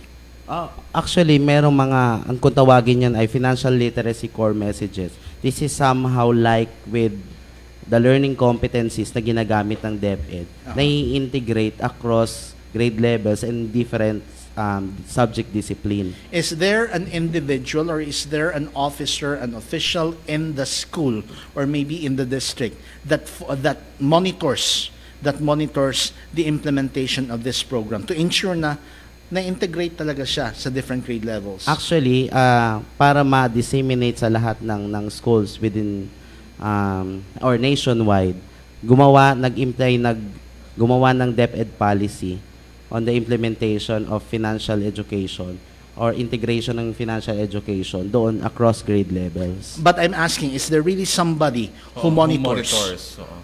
Doon sa policy kasi na ilalabas ng DepEd with regards to financial literacy, the principal and the supervisor, the education program supervisors per subject level will be the one to monitor yung integration. Actually, there is an exemplar for the teachers to be guided doon sa integration ng financial literacy sa mga bata. I'm just hoping that this is really monitored, Gerald, because if there is nobody who's specifically assigned to monitor this could be forgotten. At least in different subject areas, English, Filipino, mathematics, there's really a subject area supervisor that monitors these programs. But for example, if you say gender and development, financial literacy, unless of course you have a point person who really makes sure na na-integrate to, and then at this particular level na reach ba yung discussion or topic sa mga kabataan, we have no way of knowing whether or not tinuturo ba talaga yung financial literacy. Baka ano siya, it will be treated as if it's like an ordinary subject. Kung yung ginagawa sa isang ordinary subject, ganun din sa... I'm hoping. I'm May just exams, expressing this opinion because I remember there have been moves towards this end on integrating financial literacy in the subject areas. I remember when I was teaching English in high school, this was more than 10 years ago. This was maybe about 15 years ago, more than that perhaps. There was this book in which it was taught in English. Yung pag-budget. Okay. Yung pag-budget. So, makikita mo kaagad na that was one way of integrating financial literacy in English.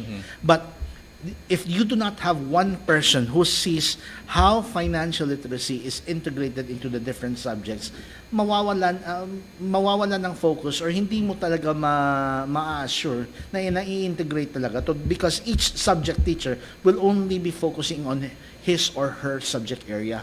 Or expertise. Expertise. Okay. And speaking of expertise, no? Isa talaga sa mga expertise ni Sir John Ray ang events. Sir, aside from yun nga, meron kang paupahan, tapos pinapagrab mo yung sasakyan mo.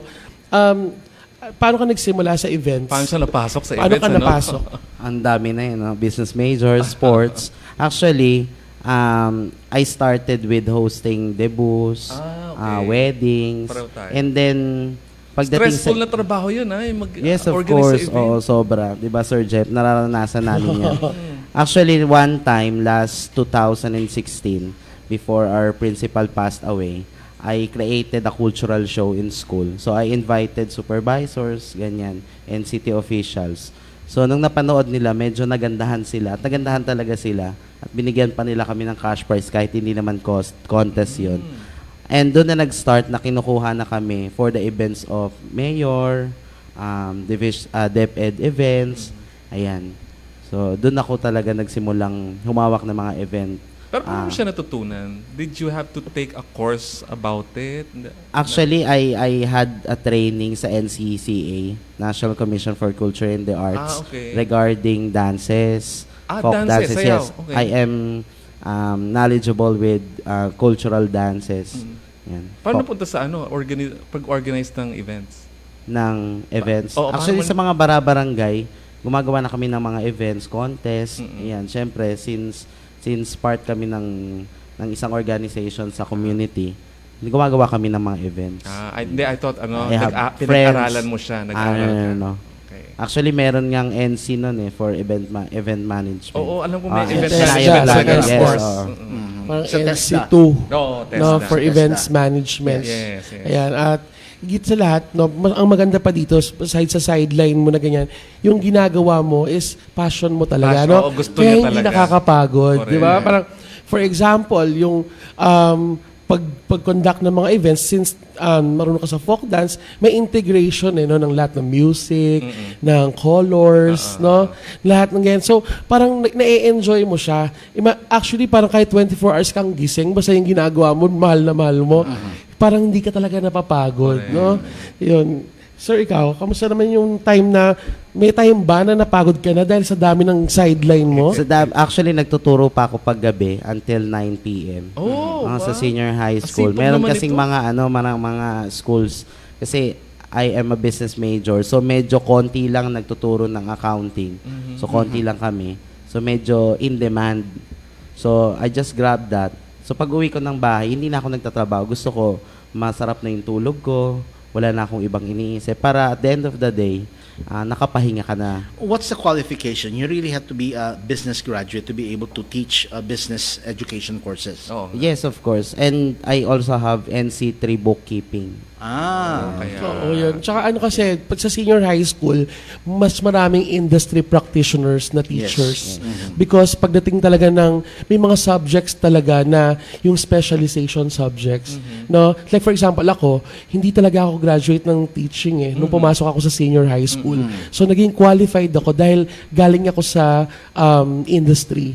No, 'di ba dati nga akong VP for marketing. So, yung nag-apply ako ng senior high school, ang subject na tinuturo ko na in-applyan ko is marketing business ethics. Okay. Yan, so doon ako nilagay. Kasi pero ngayon dahil naka-earn na ako ng 18 units, pumasa na rin ako sa LET, so I can teach na contemporary arts, English, yung gano'n. So, ayun. Kasi importante talaga sa senior high school yung may alam ka sa industry Kasi palabas na ng eskwelahan itong mga bata na palabas na sila ng eskwelahan. So, gusto na ituro na yung real world sa kanila. Kaya nga may work immersion din, ganyan, no? Kaya, nung una, sideline ko lang dapat yung teaching pero ang sarap pala kasing magturo, no? Lalo na kung talagang nabibigyan mo sila ng learnings, no? Yung ginagawa mo sa loob ng office, ginagawa mo na sa loob ng classroom, natuturo mo sa kanila. Kaya nga sinasabi natin, once you're bitten by the teaching bug, you will forever be infected by it. Hahanap-hanapin mo talaga. Ganun pala talaga. No? Ganun pala. Kaya nga, aside from teaching, kailangan may mga sideline din tayo. Di ba? Para naman nagagawa pa rin natin kung ano yung mga ginagawa natin noon, hindi mo nakakalimutan. At katulad ko ngayon, natuturo pa rin ako ng singing, no? Nag-hosting pa rin ako. Kaya sa mga sideline na yan, ay mas lalo ka nagiging productive, no? But I think the very reason why it's also good to be able to have industry experience is because teachers are able to those teachers who have industry experience will really be able to relate the lessons to the students from their personal experiences. Kaya nga sabi ng guest speaker natin, resource person natin kanina na iba talaga yung galing ka sa teaching profession and then you go to the industry because the industry is a completely different world. But since we now have a new curriculum in which we now have the senior high school and we invite industry practitioners to teach in the senior high school level, mas maganda na nakikita din ng mga kabataan na yung theory na tinuturo ng mga teachers ninyo, they can also share their personal experiences related to the subject that they're teaching so that yung mga kabataan will be able to have a better appreciation sa mga subjects na natutunan nila, pinag-aaralan nila. Siya nga pala teacher, John. So how do you manage your schedule in school with your other schedules, sidelines po nyo, without having to feel burned out or deprived? Actually, before the school year starts, kailangan ma-manage mo na sabihin, bibigay mo yung available schedule without compromising yung iyong regular schedule in public school. Ayan. So, yun muna yung una mong set aside mo muna yung mga hindi naman kailangang puntahan, gawin para mas magagamit mo in more productive ways yung iyong time. Of course, dahil priority natin yung teaching talaga, no? Kasi yan yung sinumpaan na natin, no? So that's our priority. Kaya pag may nagkasabay, hindi pwedeng i-neglect yung teaching, no? Ma-compromise yung priority mo talaga yun. But was there ever a time na na yung wedding or yung whatever event, no? Na gusto niya schedule nung time na may pasok ka? Ayun, tsaka i-decline mo yung dinidecline mo yung i-decline mo yung mga sidelines. Kasi you don't have to compromise yung iyong pinaka-main responsibility. Yung day job mo talaga, no? Which is teaching. Sa lahat ng sidelines mo, sir, anong pinaka-favorite mong gawin? Magturo. Ayun parang talaga. No? Magturo talaga. Actually, parang innate na kasi. Actually, pag pumapasok ako ng classroom, parang pag major mo kasi, parang hindi mo na kailangan, once na alam mo na yung susunod na topic, ituturo at dididiscuss. Sa accounting naman kasi it's more on processes Kaya napakadaling ituro. Grabe no, ang dami mong tinuturo. Sa Bagong Bayan National High School, MAPE teacher siya. Pero sa part-time job niya sa gabi as teacher ng senior high school, business naman, accountancy. Buti hindi sa bagay, no, numbers pa din, no? Sa public school kasi, hindi na ako nag-apply na senior high school sa ABM. Kasi medyo maganda yung track na pupuntahan ko pala sa MAPE. Ayan. Ayun. At saka nung nasa MAPE ka, nagagawa mo talaga yung sa events nga, katulad niyan, di ba? Ngayon, pinakamagandang mangyayari is mag-handle ka ng NCR palaro, no? Ng event, na isang malaking event, no?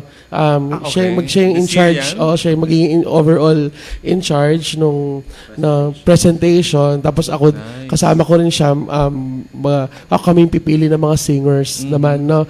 Sa buong Taguig. Yan. So, kaya yan ang actually buong NCR yung event, pero host kasi tayo, no? Host yung Taguig City. So kami yung na-assign para gawin yung presentation, no? At si Sir yung overall in charge. What made you venture just sa iba't ibang mga income opportunities na yan? Nandun ka rin, same experience ka rin ba ibang teachers na medyo nahihirapan na to make both ends meet, ganyan? Actually, nung pagpasok ko ng public, pagka tumataas kasi yung sweldo, nag-iiba yung lifestyle ng tao. Kahit saan yata yan? Of course. Kahit saan yata? Nag-iiba. Pati sa mga din. kasama mo, pag may nakita ka, iba din. So, kung yung sahod ng teacher, kung gugustuhin mo yung lifestyle ng ibang tao, hindi talaga kasya. At saka kung ikaw ay business-minded, ang pinaka-perspective mo is to invest. Yan. Kaya yun talaga ang gusto ko, invest. Kaya until now, nagpa-part-time pa rin ako. 26 years old pa lang naman ako eh. Kaya kayang-kaya Bata pa. pa, no? Pero, kaya pinipilit kong mag-invest para in the future, maano ko yung perspektibo ko na the money should work for me. For you, Which brings us to this question. By the way, nakikinig sa atin si Teacher Angeline, all the way from Indonesia. Nakikinig din sa atin si Dr. Rizal Vidalio. And hi, he's Hi, Doc Rizal. He's sending his greetings. Hello din sa ating lahat from DepEd Cavite. And he's asking, paano ba makabili ng car ang isang teacher if a teacher receives this salary coming from the government? How would a teacher be able to afford buying a car para naman maka-get into this kind of business? Actually, hindi ko sinimulan yun sa kotse. Sinimulan ko muna mag-invest sa ibang bagay na hindi nagdi-depreciate. Instead, yung sa paupahan nga. Okay. Kasi yung bahay naman, hindi naman nagbumababa ang value ng... The more na nagde-develop ang isang area, the more na tumataas ang isang value. It's the lot does not. It's the yung lot lote that does talaga. not depreciate. Does not But the depreciate. building itself depreciates. Oo. Sa ibang 50 pero years lang the cost of Sa mga buildings. yung rental fees nag-iiba as long as nagde-develop yung area. Yan. So doon ko na nag-appreciate din yung fees nung pagpaparenta. Business talaga to Gerald because naalala ko yung depreciation. I took up accountancy when I was in first year, in the first year college, and then that was one of the lessons that we were taught na yung depreciation, you have the straight line depreciation, you also have the yung iba-ibang parang staggered yung depreciation niya. So depending on which model you're going to be following. But I remember, yun na nga, specifically, they would say that it's the real estate that does not depreciate. Yeah, yung lote talaga. Yung lote talaga. But of course, kung yung rental business, totoo din yun. Hindi bumababa. All the time nag-appreciate siya. Kasi nagde-develop Yes, that's correct. area. Tapos lalo pag naging ano pa yan. Nag-ipon ako. Ayan. Tsaka ako na-decide na, why not give me a gift? Parang ng mga pinagpaguran ko. Bibili akong kotse for personal use. Kaso nga lang, hindi siya practical sa mga kakalsadahan dito sa Metro Manila because of the heavy traffic. The biggest problem of the Metro Manila actually. Kaya yung expenses masyadong hindi pa nga triple, parang 10 times yung expenses pagka gumamit ka ng kotse for personal use, tapos yung sweldo mo ay ganun lang. Correct. Yan. And then aside from that one, kung ipapark mo pa, magbabayad ka pa ng parking. Parking, Yes. maintenance. So, diba? Sir John, in your case, does somebody do the driving for you sa Grab? Or? Yes, oo. Yung Okay. kapatid ko sa isa, yung isa naman ay pinsan namin. Ay, hindi lang isa pala. Oo Marami. nga. Diba? Actually, meron kaming hati dun sa isa. Okay. Sa tita ko. So yun talaga na when you have the capital, you can also invest in other kinds of business. Correct. You just have to be entrepreneurial. Yes. At lalo ako mabibilib naman dito pag siya pa yung nag-drive nun. Grabe, dahil mo nang ginagawa. Yan. Nakakatuwa, no? I ask nga po pala, how do you manage the flow of your income without having to like get a portion for your personal expenses? Instead, you pay yourself a salary first. Actually, meron akong formula dyan eh. Ano muna, income minus savings is equals your expense. Income minus Kasi ang savings. nangyayari sa mga Pilipino ngayon, income minus expense, and that is your savings. Kung may matitira. Paano kung walang matitira, di walang savings. Correct. And that's actually the theme with the common advice of most of the financial literacy advocates na Yes. na-invite natin. Na when you receive your income, when you receive your salary, first and foremost, i-separate mo na yung savings mo. Yes. Instead of just waiting for kung ano yung matitira. Yeah. You already separate, you already appropriate your savings, which you are going to be using for future use or for further investment, Yeah. compared to uunahin mo yung expenses mo. Actually, I'm still guilty of that one even until now. Ako rin, nangyayari sa akin yan. Pero tama nga talaga, no? Dapat mauna muna tanggalin mo from your income is your savings. No? Correct. Okay, so ang dami natin natutunan this afternoon, Naman, Gerald, katropang Gerald. Katropang Bobby. And I'm hoping that all of these discussions and all of these topics will be able to help us fulfill the goals of teaching as a noble profession here in the Philippines.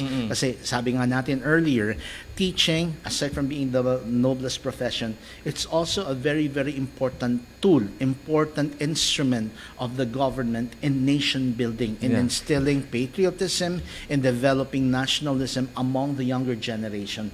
And aside from that one, hindi lang sa mga kabataan tinuturo yung nationalism, yung patriotism, but also to everyone else. Yeah. Because as we have learned, learning is a lifelong it's a process. Yeah. It's not something that's that only happens within the four corners of the classroom. In fact, ito nga itong discussion natin ngayon, We learned something. we learned something, Yes. and we're very, very happy again that the AFP has provided us with a platform for teachers to be able to share their knowledge, to be able to share their thoughts, and also Yes. discuss issues related to the teaching and learning process. So we only have 4 more minutes to go before we go, and so we would like to thank again our resource person, Sir John. Thank you very much. And of course, kanina, sila Mr. and Mrs. Baryon. Yes. From Now- Great Learnings and Beyond. Now, before we go, I would like to greet a friend of mine, si Kuyang Erwin Torrio, who celebrated his birthday yesterday.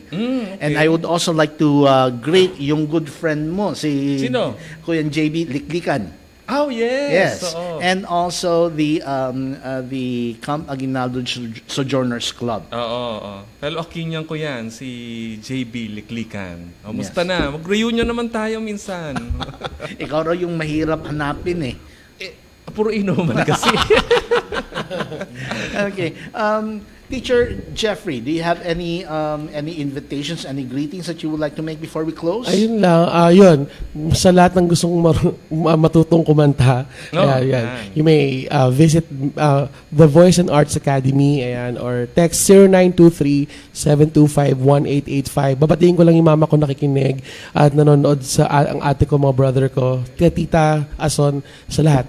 Bagong Bayan National High School, salamat. We would also like to thank si Teacher Angelina, who is listening to us right now, si Sir Paul Juan Apolinario C. Reyes, who is also monitoring our show this afternoon. Angeline, no? Yes, si Angeline, and then si Dr. Rizal Vidalio, who's going to be with us next week, sabi niya. And we also have, I'm quite sure si Teacher Jeffrey knows this person, si Marie Medes Lavin. Your sister? Sister ko, sister. Yes. She's also monitoring for our show watching. this afternoon. Si Georgie Rapsing. Oh, yes. Okay. Your friend. Okay. And Good afternoon po. So, si Katropang Jamer Espiritu na naging guest natin dati, he's inviting everyone to his Values Enhancement and Managing Schools Seminar this coming September 7th, 2018. So, it's 3,000 per seat, and for more details, ipopost ko po itong kanyang e-poster sa Voice of the Teachers Multimedia para po sa benefit ninyo. I would like to greet the branch head of Standard Insurance La Union branch. She's watching right now, Miss Sonia Manyalak. Hello. Hello Yes. nga pala sa aking mga ABM students, Bagong Bayan National High School and AMAPE Department. si Miss Gina Condesa is also watching us. Thank you very much. And also si Miss Glenda Medes Villanueva. Sister. Your sister also. Yes, Full force talaga yung Oo, sumusupport diba? sa'yo Full support, dito, ano? Tito. Nakakatawa. And And so, syempre, yung mga aming more than 1,400 employees sa Standard Insurance. Lahat talaga ginrita, no? I am enjoying our show this afternoon, Trainer Gerald. Yes, me Katropang too. Gerald. Dami natin natutunan na naman, as usual. Teacher Jet, do you also have anything else to announce? Wala naman po, pero sana po, yung pag-share po namin yung mga DepEd and CHED updates, please share it with your fellow teachers so that they would be able to be in the know, and at the same time, magiging updated sila sa mga polisiya ng parehong kagawaran. That's it. Di ba meron kang indie actor na whom you would like to greet? Ah, yes. I forgot his name. Sige. What was his name? Lance Raimundo, brother of Randy yes. Raimundo. Yes. Yes. Hi, He's Lance. an actor. Yes, He's an actor. Meron pa isa eh. Singer Sige. also. Babawi ako sa iyo sa next show namin. Sige. Okay, so in behalf of Dr. Ray Samson, this is Teacher Bobby. This is Trainer Gerald. Teacher Jet. And I'm Teacher Jeff. And this we is are the Voice of the Teachers. Ito ang DWDD 1134 Okay, thank you very much. kilohertz. Balita, impormasyon at musika. AM at FM pinagsama. Ito ang Katropa Radio. Iba tayo. Kayo ay nakatutok sa 1134 kilohertz. DWDD Katropa Radio.